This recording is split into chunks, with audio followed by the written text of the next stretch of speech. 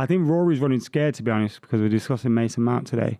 And I feel obviously bad he's for been him. crying about that. He's Yeah, released about 3 different videos about it. Been crying all over the place about it. It's been, I think, Stan. Mm-hmm. He's writing letters and that. He even dyed his hair. Hopefully no Dido in the boot. Very interested on your take. Obviously, I talked about it with Rory in a kind of the negative sense of him losing a player of Mason Mount's quality. What does it feel like as a Man United fan to get an England international for 60 million quid of such quality to join your squad? I think one of the things that I like about him is, much like Lissandro and all that, he really wants to be here. Like, you can tell, like, the way his dad's talking to him in the dressing room. He's a Portsmouth fan, but he's been at Old Trafford. Seeing Ronaldo score that goal and that was a little bit of an inspiration for him. So he's ticking all those kind of right boxes. But as a player, I think he'll be massive for us. I think he's someone that will come into Eriksen's position, which means Eriksen's now a rotation option. You play him on special occasions, maybe. He's on your bench. Suddenly your squad looks a little bit better now because you got Christian Eriksen on your bench or Mason Mount on the bench, or much whoever. better. In terms of the way he plays, I think in terms of the press, all his managers love him. He applies the tactics correctly how they want them to. And I think he'll be good for Ten Hag in that sense. He plays 8-10 out wide, so he fills a few positions that we could possibly... Because one of the things as well, let's say United go for Erasmus Holland, as our striker signing, who's young, unproven, might take a while to find his feet. So then let's say we have to put Rashford through the middle for a bit. You can now play Mount on the left if you want. I know we've got Garnacho and Sancho who can play there, but he's another option there, do you know what I mean? Another midfielder, Someone that has played so much football over the last few years is Bruno Fernandes, and he'll need a rest at some point. So it'll enable us to do that. But we still got loads more work we need to do. But I think Mason Mount's a very good signing. And I think because we need a striker and we need a goalkeeper and we need maybe to get rid of Maguire and bring in another defender, a lot of United fans are concerned about those signings. Mm-hmm. When really, if we get them, Mason Mount will look so good. Yeah, that's what I was going to ask. Is it more of a statement of the old Man United signing a player from a rival? Obviously, Van Persie from Arsenal comes to mind, and maybe Cantona from Leeds. Is it going back to those days of signing a big player from a rival because they want to join Man United because of the institution of course, that it is? He wants to join United. That's great.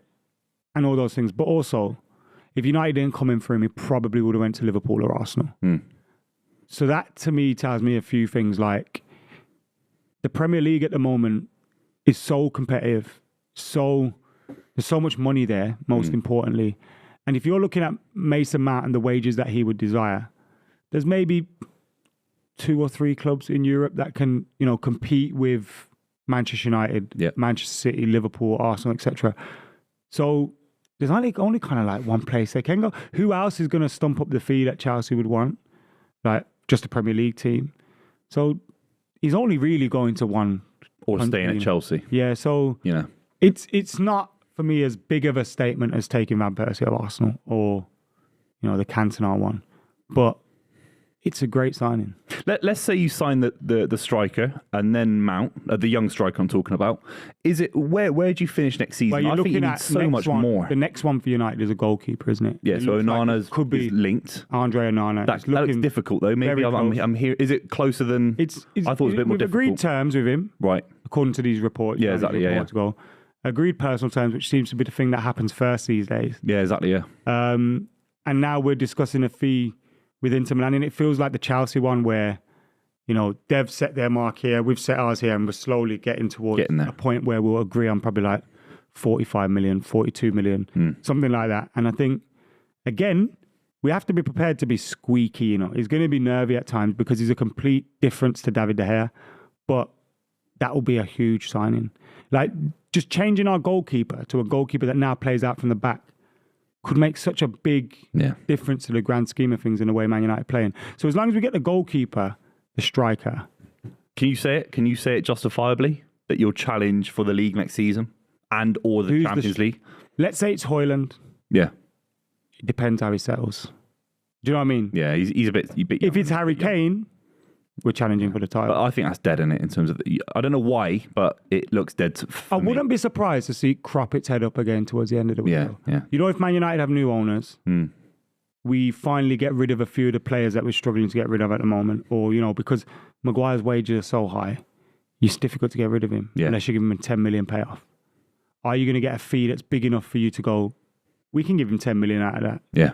Not sure. So, we've got a few players we need to get out in order to raise some funds. And then you could potentially see us raise funds, have the new owners in, and they want to make a statement. Yeah. Yeah. So you never know. I think that Harry Kane deal might come up. Or he might leave towards the end of the window, whether it's to Bayern Munich. I keep saying it. Chelsea.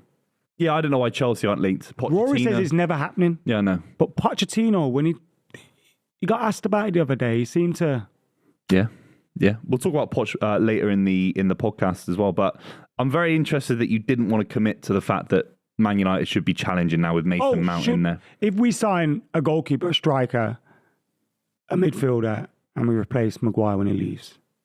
That's a lot. You won't do all that this summer. So is it another year of... So you got Mount. You're not going to sign Onana's almost over the line. What about a centre-back? Is that feasible? That's probably reliant on Maguire leaving. Doing one. Do you know what I mean? Because you know what the thing is? Martinez and Varane are very good.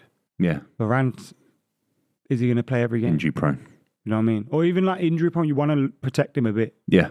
Yeah. So we need another step. It's definitely a step in the right direction. That's my only observation. Is Mason Mount enough? Players, we should be challenging. Right. But at the moment, Mason Mount by himself with a keeper, not quite. Who knows? Who thought Arsenal challenge? That's true. And they bottled it after 247 days. Very keen to see any players that left. Because look, Chelsea fans love Mason Mount. He's an icon. Did Mason Mount trick him? Yeah, that's the thing I was going to ask. I think a little bit. I would be aggrieved if I was a Chelsea fan because he struck me as a Chelsea boy. He was a Chelsea fan because he's always been quite clear. He's been a Portsmouth fan, right? You see him in Chelsea kit with, I think was it with Declan Rice in the academy or whatever. That's because he's been playing for the academy. Yeah, I know. Since he was 6. But everyone's got boyhood clubs from like the origin of where their hospital was when they were born. Do you know what I mean? But if he's been there since he was a kid, Asda for like 15 years, I'd probably love Asda. Yeah. You'd bleed green. Yeah. Yeah, and but maybe that Mason George Mount range. was... Where George? I was a diehard, Aldi lover. Yeah. Worked for Asda for 15 years. Change, man. Maybe that's what happened to Mason Mount. He was diehard Pompey. Play up Pompey and ringing the bell and that. Remember that big geezer? Yeah, ringing the big boy. bell. Yeah. I wonder if he's still there in League One. Do you think he's still going to League One games? So maybe he was diehard Pompey and then he just fell in love with Asda. I think all I'd say is I think it's a big statement for Man United in that respect to draw someone like Mason Mount and then you're seeing him in the changing room. Fans? Forget Man United. Yeah. Did he really trick Chelsea fans? Is Rory right to be so wound up? I don't think they got it right. I think Sol Campbell is the one where I can say that was a bit. Even Cantona to Leeds is more of a rivalry from Leeds to Man United, but Chelsea to Man United, we've seen it quite a few times, haven't we? We've seen Mark Hughes. I know it's the other way round, and Veron and Falcao. It's not really that much of a rivalry, is it? It's not. It's not a pure one. But Chelsea sell players to Arsenal. Yeah, exactly. You're a big on a regular basis. Exactly. You sell your best players to us, like Carlos Tevez, Andy Cole, Peter Schmeichel. Carlos Tevez. We never sold him to you. You didn't want to say yours. Jarabchid sold him to you. He was owned by Kia. How mental is that? A person owned a footballer. It's crazy. Like third party ownership. Terrible. We should get some third party ownership of some footballers.